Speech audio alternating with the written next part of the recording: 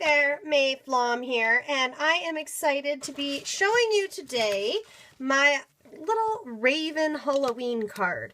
Now, what I have here is my Tim Holtz Blueprint Raven image, and I have it just done with black embossing powder that I've already heat set, and I've stamped it onto specialty stamping paper, but watercolor paper would also work really well.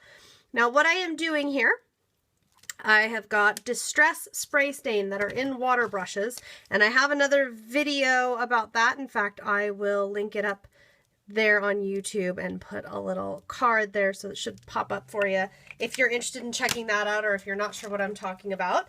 So basically what I'm doing here, this image, I want it colored. I wanted this raven to be blues and purples and be really beautiful colors, but I don't have colors that are, say, more muted, that are super dark. They look a little bright, in other words. And what can I do to kind of blend that out? First of all, I'm going to take some water, and you saw how quickly I did that. Now, if you don't have this, clean color pens would work really great, or any traditional watercolors would work wonderfully for this. And I just added a few mists of water just because I want that color to kind of blend. And then the other thing I'm going to do is just tap it lightly with a paper towel, because I don't want to have to take a really long time to dry this. Now, if one of the colors, for example, the blue, seems to have really lightened up a little too much, I can come in here and add a little more. That's not a problem. It's really, the blotting is really just for purposes of that, the water. The water really, it can get to be a little much and take a little bit of time to dry. The ink, the colors themselves really don't take very long at all. Okay, but what can we do now to really get this muted so that we can have a darker look? Well, I am going to take some Black Soot Distress Stain and a blending tool, and I'm just lightly going to rub over this image, and you can see how all of those beautiful colors are still showing through, but now with that black, it's just going to be really muted. It's darker, it's softer. I love that. And I am going to repeat with my water here, flicking some water droplets. Why would I do that? Well, because that's just going to add to how the colors are blending. It's also going to add some fun little water spots. Now, to take this image and make it a mixed media card, I'm just adding some orange here in for the beak and the feet. To really make this a fun, layered, funky card, we're going to need to figure out how. There's two different approaches. You could cut or tear out the square. If that was the case and you were going to do that, I would suggest being much more careful so that you don't have such a wide circle of the ink, or I would suggest broadening the circle so it goes farther out. Or you could cut it out. Cut out the bird and use it on a card. And that's what I have done. Here is one already done. You can see, I just love how that looks. And I have here, it's got a bunch of stuff on it, so let me clear it off here. This is a piece of 5.5 by 4.25 cardstock.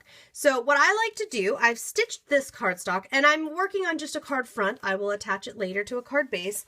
And I've got a doily here. I'll just trim off the excess that's hanging off the edge. And now I can just layer this up. So I like to pick one spot and pick something to really emphasize my key component here. And what I will do, I'll put some foam adhesive on the back, but I'm not going to take off the backing because I'm going to wait and I'm going to play around with some various elements. And what we're going to want to do with this, when we're layering up all of this fun stuff, what you're really going to want to do is keep an eye on your main component. You want that main component to really stand out, and you're going to want to vary your sizes. You're going to want to vary your textures.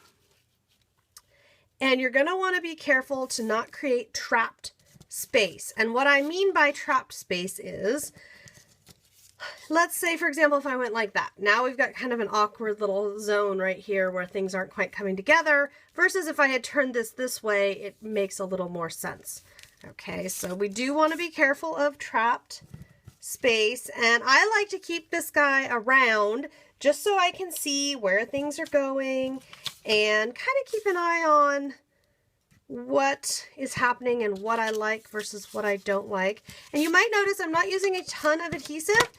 That's for a couple of reasons. The main one being for a project like this, I really want to be able to layer, layer, layer.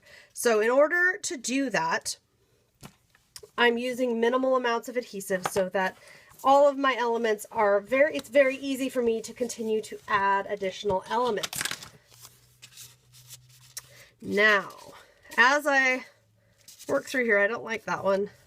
Don't like that one. Let's see if I want this one. I think this one I'll chop in half.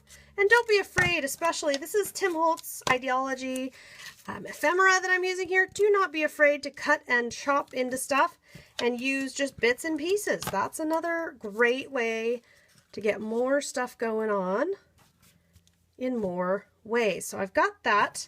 I like the idea of using this word spooky with my raven. I'm just deciding if I want it to be above or below. I like the raven to be down on this stitched line. I feel like that's more grounded, so I would put the spooky word up here. And then I'm also thinking some of these little spiders, Tim Holtz spiders there. I'm kind of debating if I like this little bit of rickrack, also from Ideology.